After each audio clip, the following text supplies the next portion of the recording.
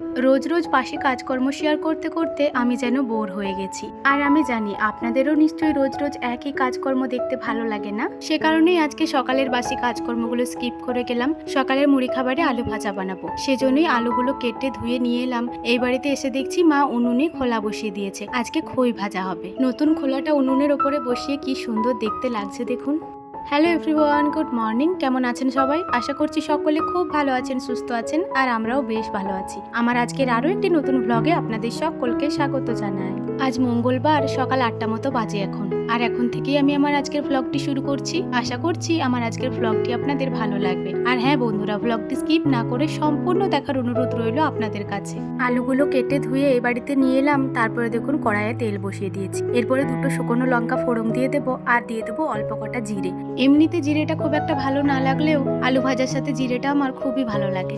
জিরে দিয়ে এরকম মোটা মোটা আলু ভাজা করে দিলে আমার যেন মুড়ি খাবারে আর কিচ্ছুটি দরকার নেই। জিরে লঙ্কাটা ভালোভাবে তেলে খড়িয়ে নেওয়ার পরে মোটা মোটা করে যে আলুগুলো কেটে রেখেছিলাম ওগুলো দিয়ে দিলাম। লঙ্কাটা জিরেটা কিন্তু ভালোভাবে খরাতে হবে, তাহলেই জিরের টেস্টটা ভালো লাগবে। এরপরে দেখুন ঢাকা চাপা দিয়ে দিয়েছি। এইভাবে ঢাকা চাপা দিয়ে রান্না করলে ভেতর পর্যন্ত আলুটা সেদ্ধ হয় আর খুব সুন্দর লাগে আলু ভাজাটা খেতে। একটুক্ষণ ঢাকা চাপা দেওয়ার পরে দেখুন ঢাকাটা খুলে অল্প একটু লবণ দিয়ে দিলাম। আলুগুলো হালকা করে ভেজে নেওয়ার পরে লবণটা দিলে আলুগুলো কিন্তু কড়াইয়ের গায়ে লেগে যায় না। তবে লবণটার সাথে সাথেই যদি আবার হলুদ দিয়ে দিই তাহলেও কিন্তু কড়াইয়ের গায়ে আলুগুলো লেগে যেতে পারে। তাই দেখুন লবণটা দেওয়ার পরে ঢাকা চাপা দিয়ে কিছুক্ষণ ভেজে নিয়েছি। এই মুহূর্তে আলুর কালারটা একটু চেঞ্জ হয়ে গেছে। এই সময়ই হলুদটা দিয়ে দেবো। এখন কিন্তু আলুটা প্রায় 50% মতো সেদ্ধ হয়ে গেছে। হলুদটা দেওয়ার পরে আরো কিছুক্ষণ নাড়াচাড়া করে ভেজে নিলে একদম 100% সেদ্ধ হয়ে যাবে। হলুদটা দেওয়ার পরেও কিন্তু আবার ঢাকা চাপা দিয়ে দেবো, তাহলে কি বলুন তো খুব সুন্দরভাবে আলুটা সেদ্ধ হয়ে যায়। আর খুলে রাখলে কি ওপরটা সেদ্ধ হয়ে যায় কিন্তু ভেতরটা আবার সেদ্ধ হয় না। সেই জন্য আলু ভাজার ক্ষেত্রে একটু ঢাকা চাপা দিয়ে আলুটি ভাজলেই খুব সুন্দর স্বাদ হয়।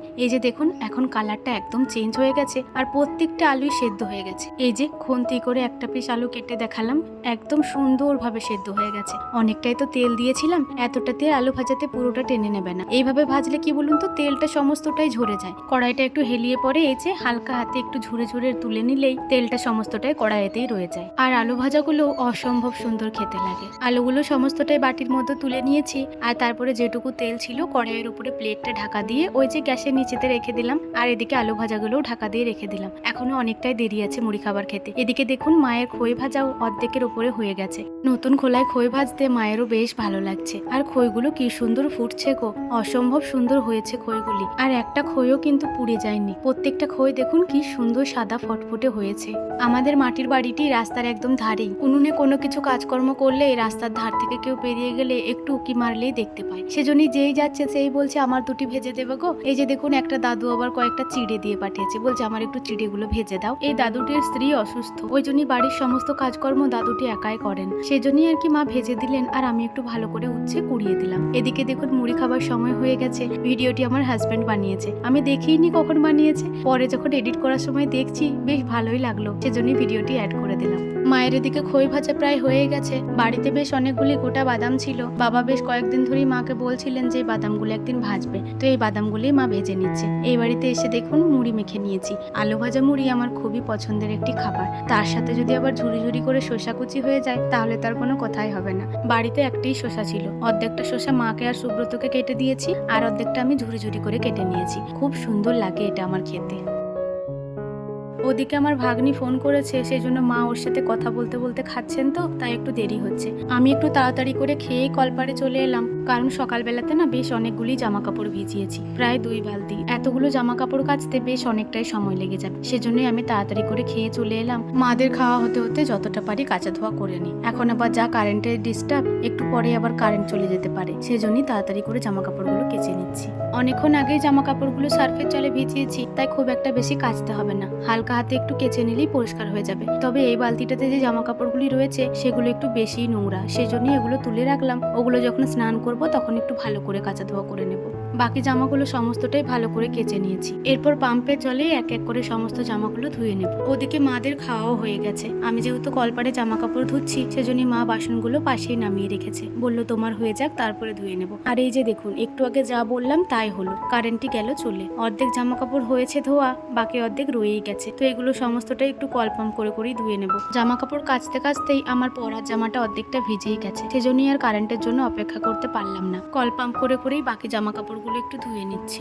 আমাদের কলে প্রচন্ড পরিমাণে জল দেয়, তাই কারেন্ট চলে গেলেও খুব একটা অসুবিধা হয় না। তবে ওই যে আবার বালতি করে তুলে তুলে সমস্ত কাজকর্ম করতে হবে, এটাই যাই হোক, জামা কাপড়গুলো ধুতে ধুতেই কারেন্টই আবার চলে এসেছে। তাই আজ যে দুটো জামা ছিল সেগুলো ওই কারেন্টের জলেই ধুয়ে নিলাম। জামা কাপড় কাচা তো প্রায় কমপ্লিট। ওই কালো বালতিতে যে কটা জামা কাপড় রয়েছে ওটা তো স্নানের সময় বাথরুমেই কেচে নেব। তো ভাবলাম ততক্ষণই বাসনগুলো যেহেতু রয়েছে এগুলোই না হয় ধুয়ে দিই। মা তো ওই বাড়ি গেছে, তাই এদিকে দেখুন বাসনগুলো সমস্তটাই মেজে নিচ্ছি। একেবারে বাসনগুলো সমস্তটাই ধোবো, তারপরে পাম্পটা বন্ধ করব। তাহলে চলুন বাসনগুলো ধুতে ধুতেই আপনাদের কিছু কমেন্টের উত্তর দিয়ে দিই। এক বোন আমাকে কমেন্ট করেছিল যে দিদিভাই তোমার বাড়ি কোথায়। যদিও এই উত্তরটি আমি আগেও একবার দিয়েছি, তার সত্ত্বেও আরো একবার বলে দিচ্ছি। আমার বাড়ি হচ্ছে বাঁকুড়া জেলায়, আমার বাবার বাড়ি বড়জোড়াতে, আর আমার শ্বশুর বাড়ি হচ্ছে সিমলা গ্রামে। এই সিমলা গ্রামটি ধুলাইয়ের ঠিক পাশেই। এদিকে দেখুন বাসনগুলো সমস্তটাই ধুয়ে নিয়েছি, আর তারপরে জামা কাপড়গুলো এক এক করে মেলে দিচ্ছি। ছোট ছোট জামা কাপড়গুলো এখানেই মেলে দেবো, আর ওই যে কটা শাড়ি ওই পাশে রেখেছি ওগুলো সমস্তটাই ছাদে গিয়ে মেলে আসবো।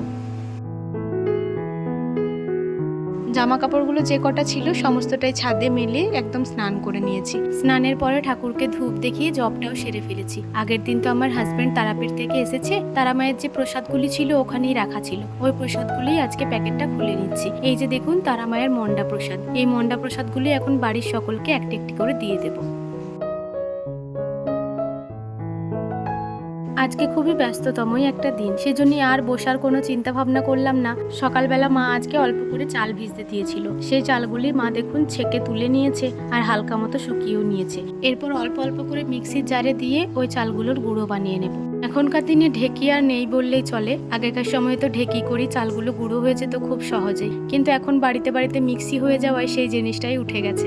প্রায় 1.5 থেকে 2 ঘন্টা ধরে মিক্সি করে ঘুরিয়ে ঘুরিয়ে এই যে দেখুন এই কটি চালের গুঁড়ো হয়েছে। তার মধ্যে এই যে বড় গামলাতে যে চালের গুঁড়োগুলো রয়েছে, লাস্টের যে কটি চাল আর মিক্সিতে বাটা যাচ্ছিল না ওগুলো শিলনোড়ায় করে বেটে ওই বড় গামলাটিতে রাখা হয়েছে। যেহেতু আজকে তালের পিঠে হবে, তাই মা এদিকে দেখুন 3টে মতো তাল মাড়ি বের করে নিয়েছে। অনেকটাই মাড়ি বের হয়েছে, এতটা লাগবে না সম্ভবত। মাড়িটা ঢাকা দিয়ে রেখে মা আবার এই বাড়িতে এসে পিঠে বানানোর জন্য যে পুরটা লাগবে ওই পুরটাই রেডি করে নিচ্ছে। নারকেলের পুর দিয়ে পিঠে হবে, তাই নারকেল আর গুড় একটু ভালো করে মাখিয়ে নিচ্ছে, এতে করে পুরটা বেশ সুন্দর স্বাদ হয়। মা এদিকে চালের গুঁড়িটা কিছুটা মাখিয়ে দিয়েছে, অর্ধেকটা মতো চালের গুঁড়ো আমি নিয়ে এসেছি, আর মা ওদিকে বাকিটা মাখিয়ে নিচ্ছে ঘরের মধ্যে। একটু নরম হয়ে গেছে, সেজন্য আরো কিছু চালের গুঁড়ি উপর থেকে দিয়ে দেবো। আসলে তালমাড়িটা তো একটু নরম, তার উপরে আবার গুঁড়িগুলো এই টাটকা করা হলো, তাই গুঁড়িগুলো একটু ভিজে রয়েছে, সেজন্য একটু নরমে গেছে। বেশ কিছুটা গুঁড়ি দেওয়ার পরে দেখুন একটু মাখিয়ে নিয়েছি, এরপরে সুন্দরভাবে মাখা হয়ে গেছে। এরপরে এক এক করে লেচি কেটে কেটে পিঠেটা তৈরি করে নেব। পিঠে বানানোর জন্য আমরা লুচি করার সময় যেরকম ছোট ছোট লেচি করে নিই সেরকম লেচি করতে হবে, আর তারপরে গোল মতো খালা করে এই যে খালার ভেতরে পুরটা ভরে দিতে হবে। একটু বেশি করে পুরটা দিলে পিঠেগুলো খেতে খুব সুন্দর হয়। আর এই যে পিঠেগুলি দেখছেন, এইরকম করে পিঠে বানানোটা আমি আমার মায়ের কাছ থেকে শিখেছি। তবে এই বাড়ির লোক বেশিরভাগ গোল পিঠেটাই খেতে পছন্দ করে। পদ্ধতিটা একই, কিন্তু এই যে পুরটা ভরার পরে হাতে করে চাপ দিয়ে হালকা গোল করে নিতে হবে। এই গোল পিঠেটি আমার হাজবেন্ডেরও খুবই পছন্দের। আমার শ্বশুর বাড়িতে এই 3 রকম শেপ দিয়ে বেশিরভাগ পিঠে তৈরি করা হয়, তারা পিঠে, লম্বা পিঠে আর গোল পিঠে। এদিকে দেখুন আঁচটাও চলে এসেছে, তবে আজকে আঁচটা আসতে অনেকটাই দেরি করেছে। চালের গুঁড়োটা মাখানোর সময় আঁচটা দেওয়া হয়েছিল। আমাদের সমস্ত পিঠে তৈরি হয়ে গেছে, তবুও আঁচ আসার নাম নেই। তারপর কাকিমা আবার পাখা দিয়ে পাখা করে করে এই যে আঁচটি নিয়ে এলো। তারপরে এই যে দেখুন হালকা হাতে মা একটি একটি করে পিঠে ওই ঝুলির মধ্যে দিয়ে দিচ্ছে। ওই যে ফুটো ফুটো করা বাটিটি রয়েছে ওটাই বলা হয় পিঠের ঝুলি। এক ঝুলি পিঠে নামতে না নামতেই এই যে থালায় করে সাজিয়ে নিয়েছি। 3 রকম পিঠে 4টে 4টি করে নিয়েছি। অনেকটাই পুর দিয়েছি, গুড় নেওয়ার কোনো প্রয়োজনই নেই। তার সত্ত্বেও থালাটা ফাঁকা ফাঁকা লাগছিল বলে একটু গুড়টা নিলাম। চাও হয়ে গেছে, এদিকে আমার হাজবেন্ডকে দিয়ে দিয়েছি। ও কিন্তু চাটা খাবে না, আমি খাবো, তবে ওকে দিলাম সাজিয়ে, ওর সাথেই খাবো। ওকে জিজ্ঞাসা করলাম কেমন হয়েছে, বললো খুব সুন্দর হয়েছে। পিঠেগুলো সত্যি অসাধারণ হয়েছিল খেতে। তাহলে চলুন আজকের ব্লগটি এখানেই শেষ করছি। ভালো লাগলে লাইক কমেন্ট করবেন এবং সাবস্ক্রাইব করে আমার চ্যানেলটির পাশে থাকবেন। সবাই ভালো থাকবেন, সুস্থ থাকবেন। আবারও দেখা হবে পরের কোনো একটি ব্লগে। ততক্ষণের জন্য সবাই ভালো থাকুন, সুস্থ থাকুন আর সবার পরিবারকে নিয়ে ভালো থাকুন।